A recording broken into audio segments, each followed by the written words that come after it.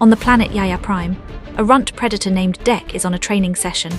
He uses a variety of tools to travel the land until he enters a cave where his scanner tells him that his brother is hiding nearby.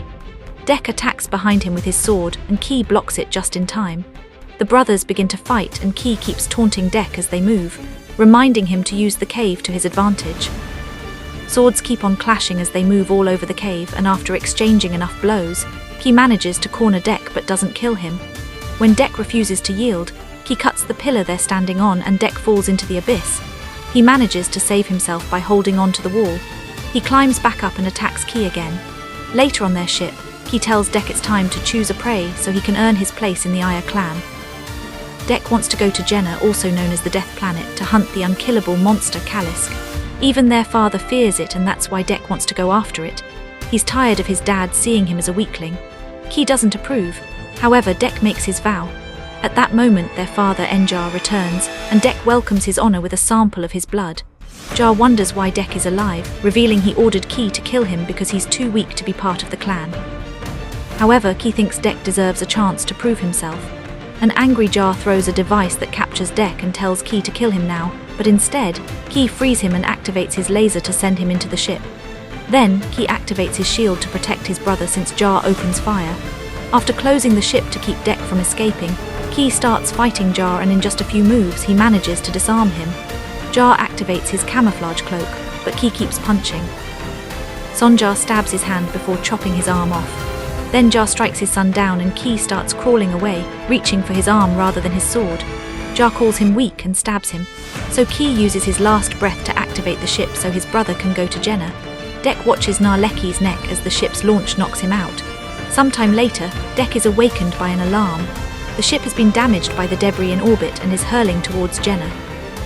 Deck rushes to the seat and ejects it, so it starts falling at great speed through the Jenna sky. When a bird almost crashes into him, he activates the shield. He ends up crashing in the jungle and he roars in frustration. Determined to find the monster, Deck takes stock of his weapons to confirm everything is working well.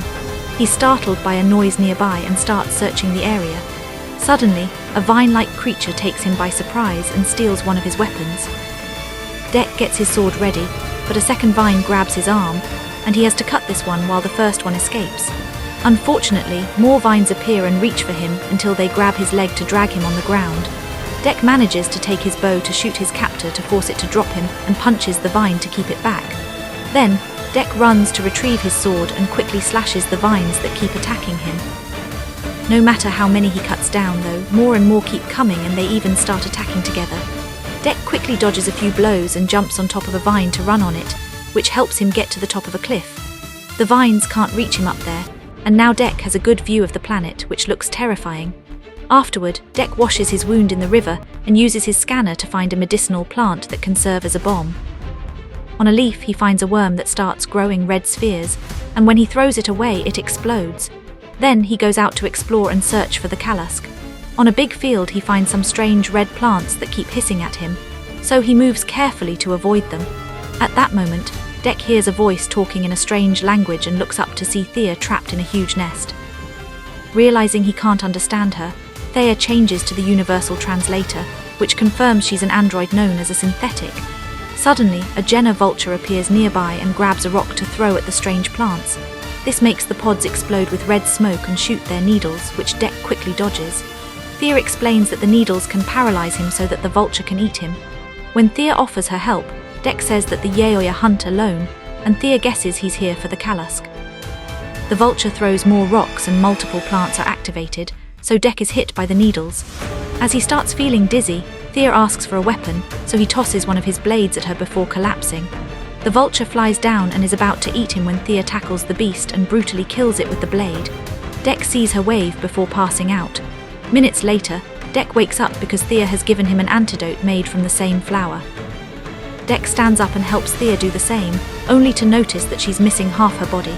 She explains she's a synthetic sent by the Way and Yutani Corporation because humans can't live on this planet, but Deck doesn't care and drops her. Thea then points out that many Yautja have come for the Callisk and none of them survived, but she did. If he takes her with him, she'll guide him to the Call's den.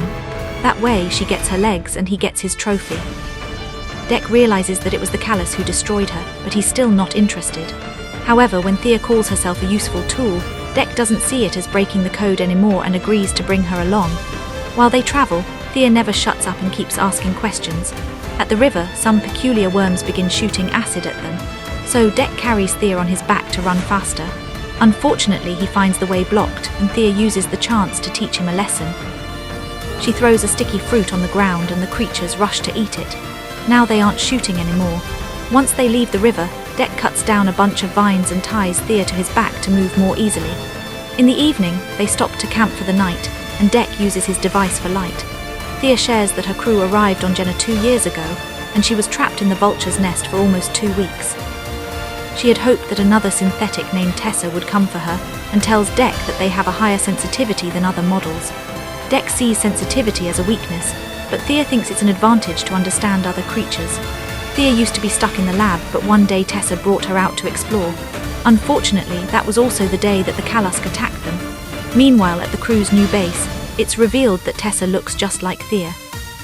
She received severe damage during the Callisk attack, so now she's in a pod being repaired. Tessa keeps repeating Thea's name and remembering the incident, so the computer reminds her that her priority is to catch the Callisk.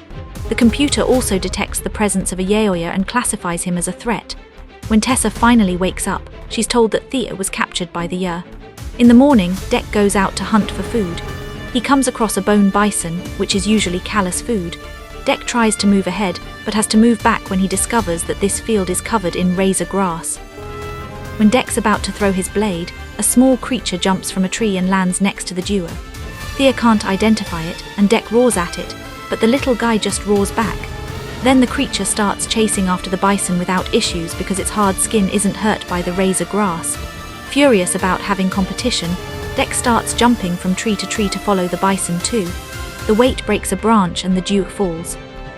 So Deck pierces the tree with his blade and stops the fall right before they touch the dangerous grass. When the bison runs near them, Deck jumps on it and stabs it. However, the bison throws them off by using another tree. The small creature rolls ahead of them and a frustrated Deck tackles it to start a fight, which means Thea often gets smooshed.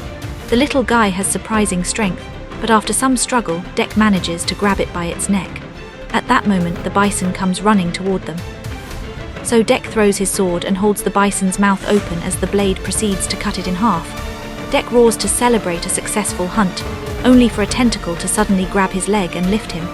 The duo has been captured by a lunar bug whose tight tentacle tongue is stopping Deck from activating his devices.